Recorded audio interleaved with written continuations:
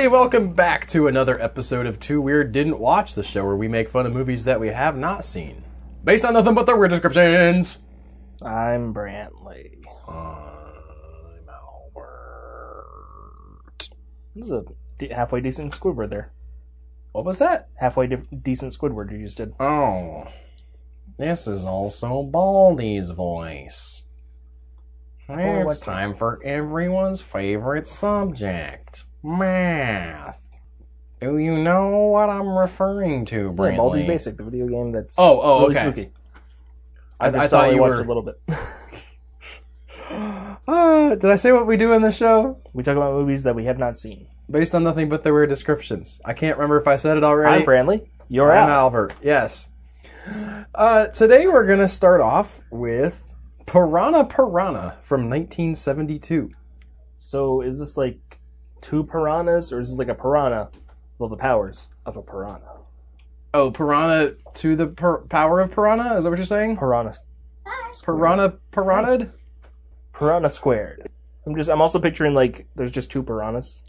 Yeah. It's like this is their animated adventure, trying to prove that not all piranhas are bad. They're just trying to see the world on all sides. Piranha v Piranha. It's just two small fish trying to nip each other to death. That's the whole movie. Yeah, it's just the two of them. They're on an adventure. They do bicker, and sometimes they nip at each other, but they're still best friends.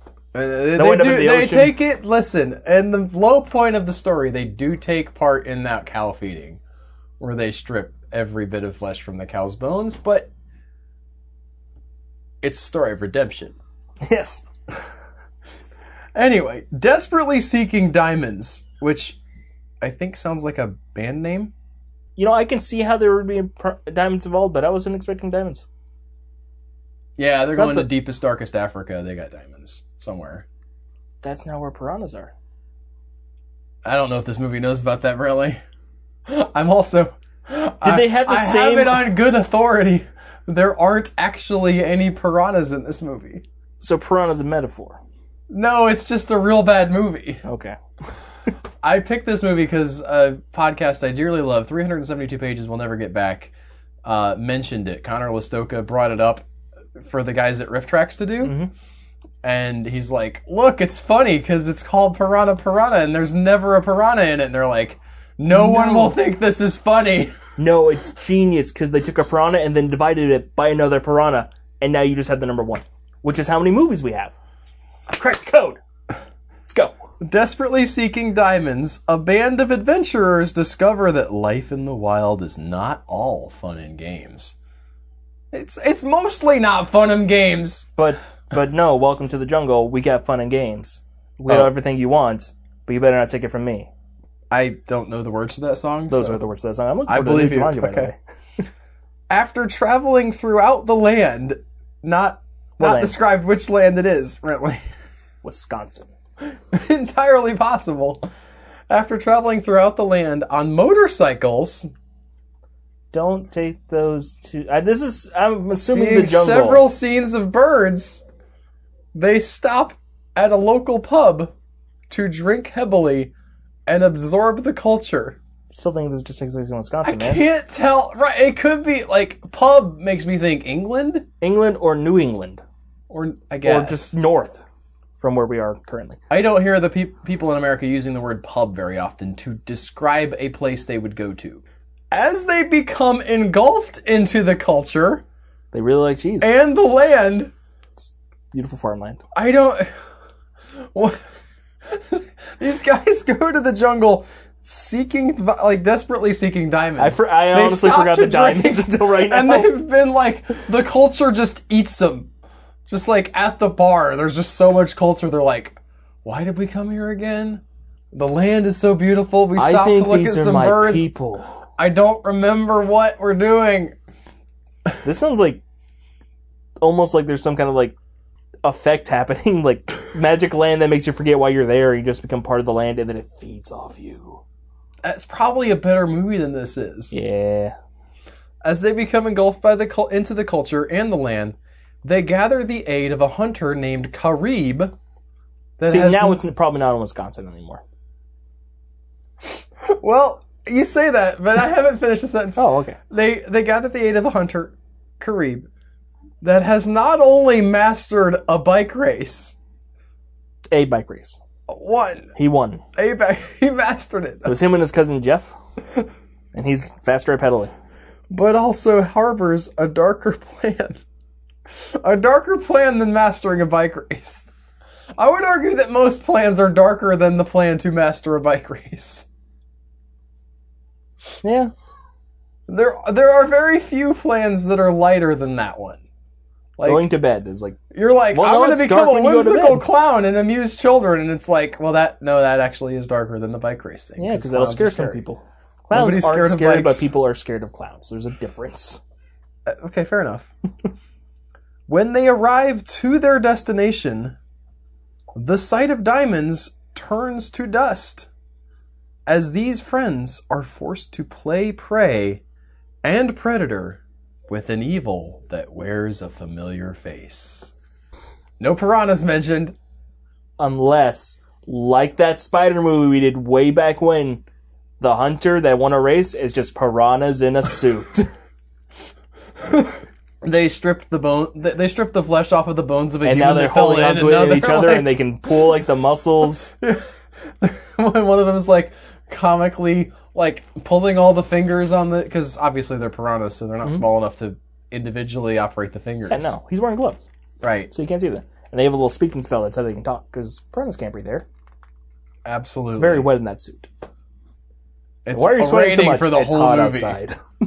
Well, next up we have Piranha from 1978. A young couple stumble across an abandoned U.S. Army test site on a mountain, in which is a huge pool. Okay. We're off to we already can tell there's actually going to be piranha. There's going to be piranhas, movie. and I'm liking the visual I'm getting. Oh yeah, it's on a mountain. It's on this mountain, and this is a abandoned. So they're doing urban exploring, and there's just like this big indoor pool. I'm imagining the pool in It Follows for some reason. I haven't seen that movie. Well, they heard good things. For some reason, after like trying to kill the monster a bunch of different ways, they think that throwing lamps into water and electrocuting it will work when every other physical thing they've tried hasn't. It's a dumb plan. It's not a dumb movie, but the characters just don't have a good plan to kill it. I mean, you get a point where you're just grasping at straws. I guess. Because you don't want to die. But anyway, there's a part where the monster's in the pool and they're trying to shock it to death. Thinking it's an ordinary swimming pool, they jump in. But this pool is home to the piranha! Just one, I guess. That's the plural piranha. Oh, is it? Yeah, I guess. And the couple are eaten alive. So that's like our Roll opening credits. stinger. Yeah. They probably were going to get in there and have sex. And that's worth killing them for. No, I mean, it makes sense in horror movie logic. Stepping back, you come, again, liking the image of this abandoned army base. Don't just jump in pools that have been hanging out for who knows how long. Yeah, there's also the question of... That water's probably not super sanitary. You're probably going to get diseases. Okay, hadn't thought about that. It's super grody water. You're right, it's definitely been sitting there for a while. Yeah, so it's tepid water. Algae. There's no flow. Unless there's like holes in the roof where it's rain and sometimes it overflows and still stirs, or there's like a really good filter that's been hooked up to this thing that's just running by itself somehow. Right, which it probably is for the sake of the movie. But the other question I have is, these people just pack their swimming clothes? Or I guess if they're a couple, they'd be okay with skinny dipping because there's nobody around. Skinny dipping or, just stripping down to very little clothes or whatever. Okay, fair enough. Yeah. A young woman PI. Did you know that PIs can be women too, Brantley? I've learned this today. Yeah. Mind you, in fiction, when you hear PI, you think of a dude, fedora, brush down, talking about how the dames are going to get to him. But this is a woman who's doing all of that. Yes, she's got the floor put down, talking about how the dames are going to get to her. Yes. A young woman PI is hired by the father of one of the missing kids to find them, and she meets up with an alcoholic outdoorsman who lives on the mountain. His name was Owen Grady. His name, it wasn't. That was a Jurassic World joke. Yeah. He's not an alcoholic. He's drinking in the first scene you see him. Yep, and that's about it. Well, the other scenes he's being chased by dinosaurs. He's not Jimmy Buffett. No, the scenes he's at work and being professional and telling people that they're idiots for making a super dino. That's true. And then the sequel, we reintroduced him at a bar. Yes. Where he has Somebody pointed out of the many problems with that sequel. I think it was a Red Letter Media episode review I was watching where they're like, the beginning of the movie, he's at the end of the movie. He's at the I finally got my house in the woods or whatever. Mm-hmm. He's just sort of peaceful and at rest, and then he leaves because. I don't like that movie, but that's kind of the point. He's like, I've moved on. It sucks that the dinosaurs are gonna die, but there's nowhere we can move them. Even though there's 3 other islands in the 5 deaths, but whatever. Oh boy, don't even get into the continuity of this series. Alcoholic Woodsman. Right, yes. Who lives on the mountain? The two of them find Sorry. The alcoholic woodman who lives on the mountain and the lady P.I. The 70s sitcom version. They have the song at the beginning that tells you the premise. They both turn over and just smile and thumbs up in the middle of he's got a beer and he just sloshes it everywhere while he thumbs up. And she's writing in her notebook and turns around and just smiles. Splashes into her fedora. Yeah. He grabs the fedora off her hat and drinks it. The two of them find the test site and drain the pool to see what's in it. Bold flopping move? Fish. Also a little better than just jump in that. Also, this is the last place they went. There's a pool of water. I know about that. It seems extreme though. If we're imagining a big, a test site sized pool, right? Yeah, I'm picturing Olympic, yeah. Is there a montage of them just sitting there for 2 days while the pump goes? Brrr. No, it's anytime in a movie when people are we got to dig a grave, and it just they start digging, and it fades to them being 6 feet down, and it's whew, that was some work. As they do, that's drain the pool. As they do, they are accosted by Dr. Hoke. This is an abandoned? Well, he is the sole resident of the test site. I don't... Not abandoned, I guess, but... okay. Abandoned, but he, stayed for his work. Who informs them the inhabitants of the pool were the products of a gene splicing experiment called Operation Razor Teeth. Which, why isn't that the title of your movie? That's a much better... Yeah. Yeah. It might have been. That's a really some of these good have title. Alternate titles. That's such a good title. Designed to produce a mutant strain of piranha fish for deployment in the Vietnam War against the NVA. Can you imagine? I mean, one of the plans for World War II was to use bats to do firebomb the Japanese, so yeah, no, I can. Okay, that's fair. How much time did the NVA spend in water? It's a very wet country, and then just any time you get in there. Yeah, and I guess they did do a lot of traps and ambushes. I guess you could do that. Yeah. Okay. It's not the best plan. There's better biological warfare to do, mustard gas and stuff like that. Or just set some invasive species to eat the jungle or something. I mean, they did the gas as well, Agent Orange, to get rid of the foliage. Mustard gas was a little one. No, I got kind of where your brain was going. Yeah. And, that was not some of that didn't work out. It was effective at what they were trying to do. I don't know that... It's a better call than just, murder fish. Yeah. Tiny swarms of murder fish. Or swarms of tiny murder fish, that one. The fish could live in cold water and breed at a high rate. Okay. So that's what they were going for.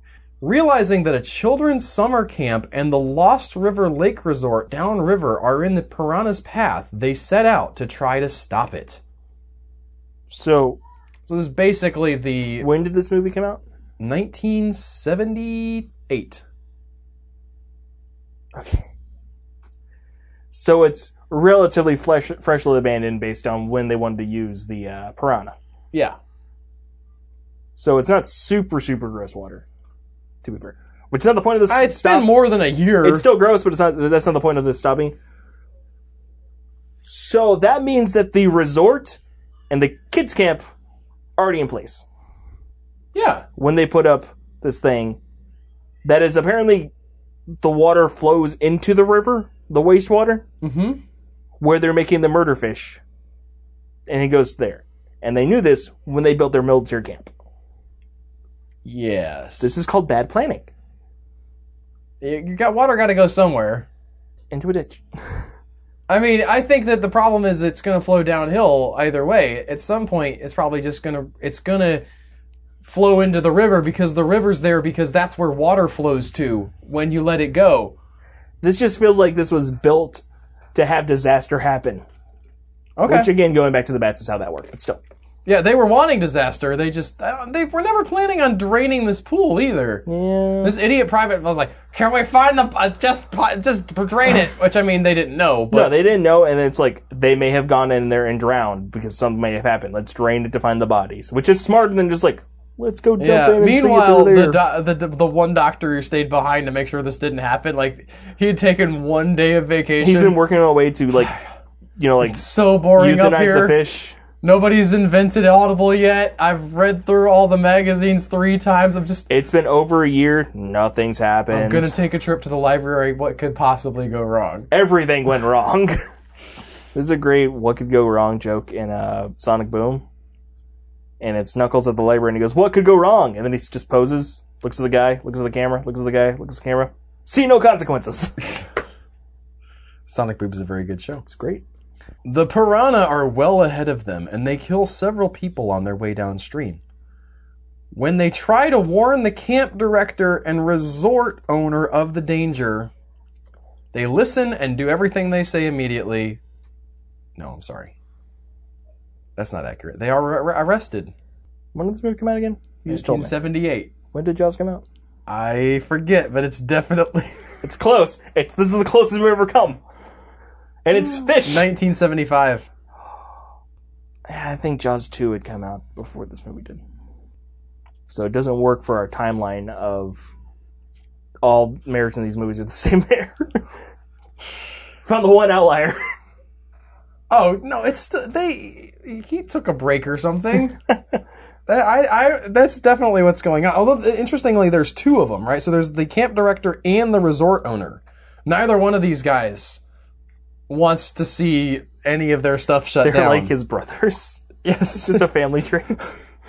Don't believe the experts. Make money. Keep the resort open.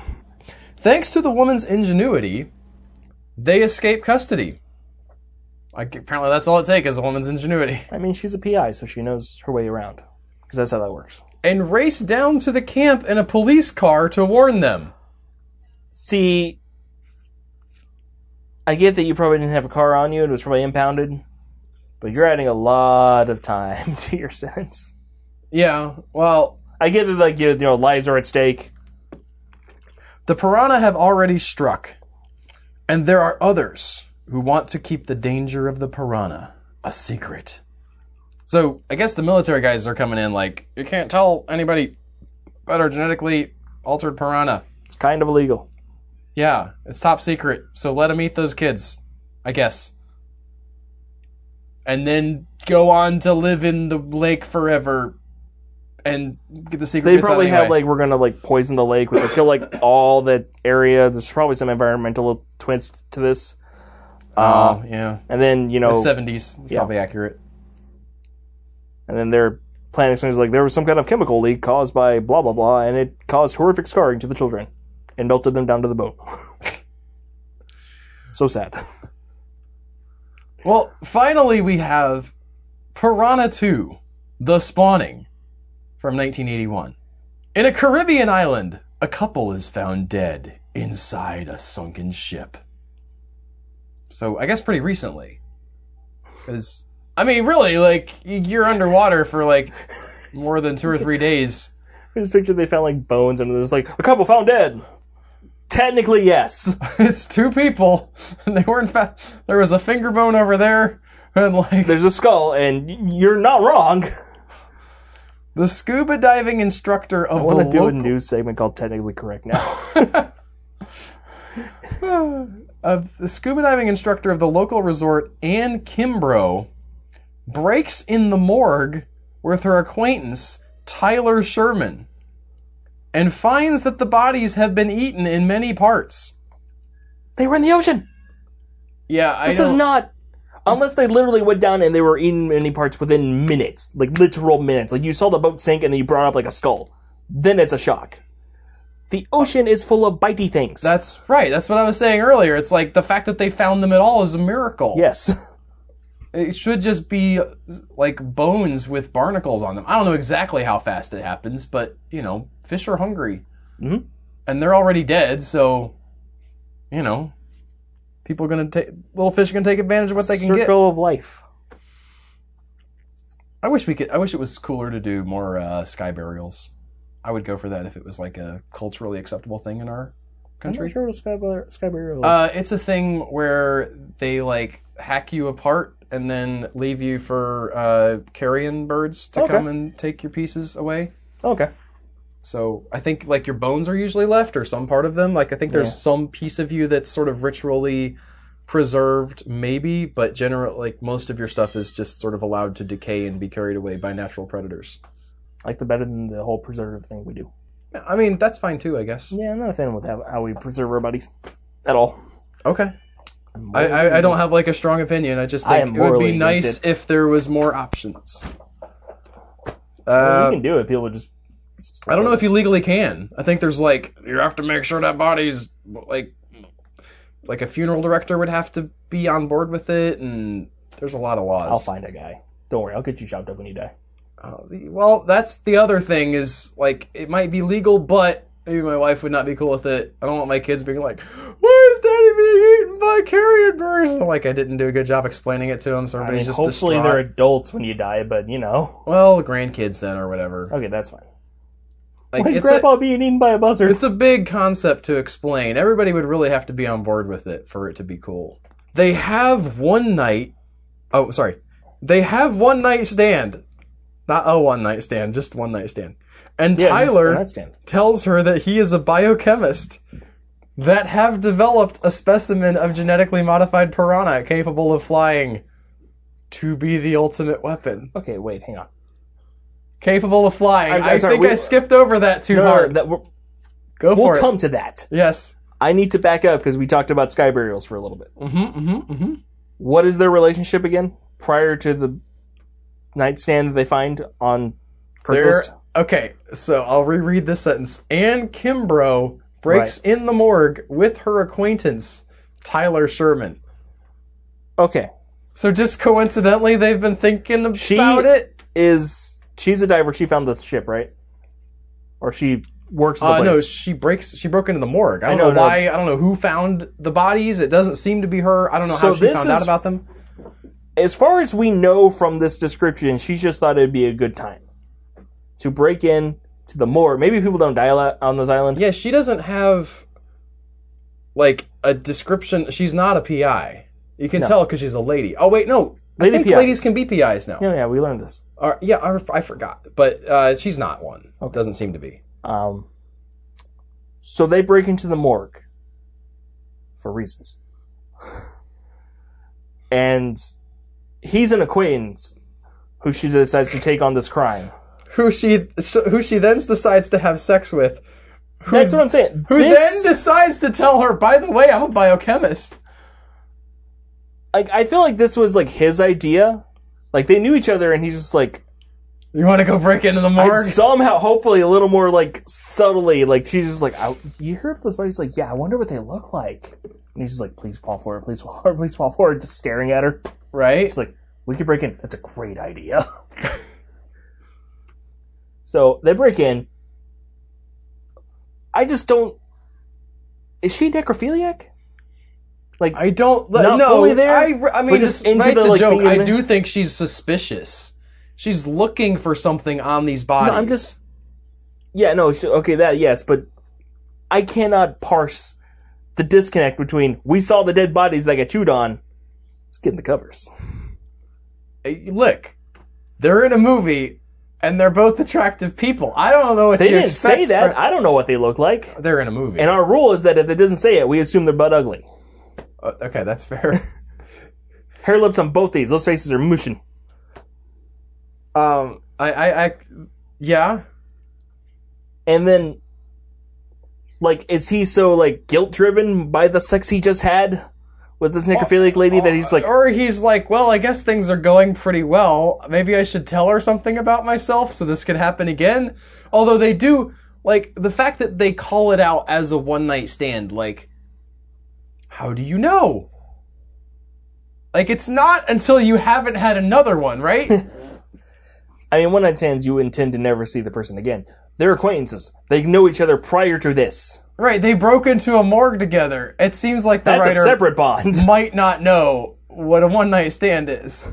I don't have any experience with the concept myself directly, but I've heard of it, and it seems like not what's going on with these two. And do you want to get to the flying piranha now? Yes. So, like, flying fish exist. Yeah. Jump up out of the water, get in boats. That's not so difficult to extend. Not the flying fish. The flying fish actually can glide for a while. Right. And most of the getting into the boats is just a fish just like, panic! Okay. It's just a fish. But that's probably not what this is, right? This is probably like piranhas. Well, it is in 1981. How would they... I'm trying to envision what kind of special effects they would use to make flying piranha. I mean, puppets. Okay. Puppets, matte screens. People on strings or whatever. Mm-hmm. Okay. I mean, Star Wars had come out a while ago. That is true, but they still kept making bad movies. I know. I'm not saying it was, but we haven't seen the movie. We can imagine whatever we want. That's true. And I choose to believe Piranhas flying X-Wings. It's like Rebirth of Mothra 2. It's just got the fins in the X shape and just through the air. Flying piranhas. All right, to be capable of flying, to be the ultimate weapon. By the way, so this is like a continuation of we were trying to get piranhas to fight the Viet Cong. That's why they abandoned that one because they're like, it's not going to work out for this war. We can't develop it fast enough, and they're limited to the water. We're going to relocate to this island base to be a little more, isolated because they're freshwater fish. Right. So we're going to isolate there, so that way if they do get out, they won't just go into a river and maybe eat a child's camp. By the way, whoever chose to build this here, bad idea. It could have been later. They just throw this up as just a metal building. And they were planning to relocate the piranha. It's going to be your process building the new place. So you, one guy, researcher, just stay here, watch the piranhas. Don't ever leave. Make sure nothing happens. And he's just like, so bored. And then everything goes wrong. Unfortunately, so this is Tyler still telling her stuff. They had lost a cylinder of the new breed in the water. You said piranhas in a tube? Yep. Like in a Pringle can? I'm imagining probably a little bigger than that. A scuba can? They're like driving along in their boat and like they hit a bumpy wave and one can fell out. Like I'm assuming they're meant to be like big canisters, but I'm picturing just like a scuba opened tank. Yeah, probably. And he just looks in there, sees fish. It's like during the fishing party promoted by the resort. There's a resort? It's the Caribbean. Oh! I'm sorry. I have done Anne Kimbrough a disservice because earlier in the description I was talking about what she does and I had forgotten to reread the part of the sentence that I had forgotten that described what she does. She is a scuba diving instructor of the local resort. Okay. So this resort has a fishing party promoted by the resort. Mm-hmm. The piranhas attack the guests. They can't cancel because it'll bring in all the revenue, blah, blah, blah. Yes, because that's how business works. I know. But that's how these movies work. Yes. If there's a fish, there's a party, you can't cancel it. There's only ever one opportunity to make money. I would love to see one of these where it's a farm. Where it's like, we have to get the crop in now. We have a day. I think cotton does that. Or like locusts that also eat people. Okay. It's like hyper locusts. Well, but then they just eat people. Like they would just eat the crop. Like it has to be a thing. What's the thing they had that could get you? Like there's a monster out in the field, like a singular monster. Chupacabra. There you go. And that you probably have Mexican workers trying to get your stuff in, so it's sort of culturally relevant. There is the person there who could be like the chupacabra. Even though it's from Puerto Rico. Are they from Puerto Rico? The chupacabra, that's where it originated, yeah. Okay. It seems like the kind of thing Mexican people it's kind of just all the South. I'm sure that's racist, but that's my head. I think I've seen exactly one chupacabra movie that's like, it's from Puerto Rico. And they were shipping it from Puerto Rico. And then the rest of the movie is just them on the boat because it got loose, and the boat's like a small yacht. Okay. It wasn't a great movie. Fair enough. Anyway, that would be a legit thing where you're like, okay, yeah, I personally can understand the need to protect the crop because this is your one shot to make your money for the year. I think that would actually ground it a little bit better than the rich tourists coming to the island won't spend all their money at the gift shop. This is what we depend on. It's probably true, but it's annoying. It is, but it's also like, you know what would be worse for your tourism? Bunch of tourists dying, then nobody ever wants to come back to your island. I would love to see a sequel to one of these movies where people are like drawn to the island because of oh man, 3 people died on that beach last year. Here's gnarly. That's another good point. Yeah. But it's all those people, so they don't actually have a lot of money to spend. So it's actually worse for the economy. So keeping it open made things worse. Anne and Tyler decide to explode the ship to destroy the nest of the Predator. Is the last sentence. Oh, so he's in this movie now. Yes. Also, there's the sunken ship is like a major plot point. Like maybe that's the nest. I guess. Do they nest? Do piranhas have nests? Temporarily when they breed. Like, okay. But this implies that it's like a wasp nest. Yeah, I like the idea. I mean, I understand from a movie perspective the idea of having a very visual centerpiece. Like a sunken pirate ship, or I'm going to assume it's some kind of like cool-looking sunken ship. It's a yacht, probably. Yeah. Fully, like it's got pieces missing, but it's fully recognizable as a ship underwater. It definitely makes sense that okay, that's where you're going to structure a lot of your scenes. You build it, you spend the money on that set, and then you can shoot around it. Yeah, otherwise you're just in the water. That's why a lot of the movies where it's like a swimming creature is like we can't let it get in the ocean. But the drama here is they're going to blow up a ship that already sank. Who's going to stop them? I mean... Like, is it going to be bad for the fishing expedition? That could be bad for, if people don't believe about the flying murder piranhas, that's bad for the ecosystem there. That could cause who knows what kind of damage. That could release chemicals into the water that can make people sick. Like some guy from the EPA, like, that sunken ship is the home of the rare... Volkswagen crab. Or it could be developing into a new coral reef, which we desperately need on the planet. Fair enough.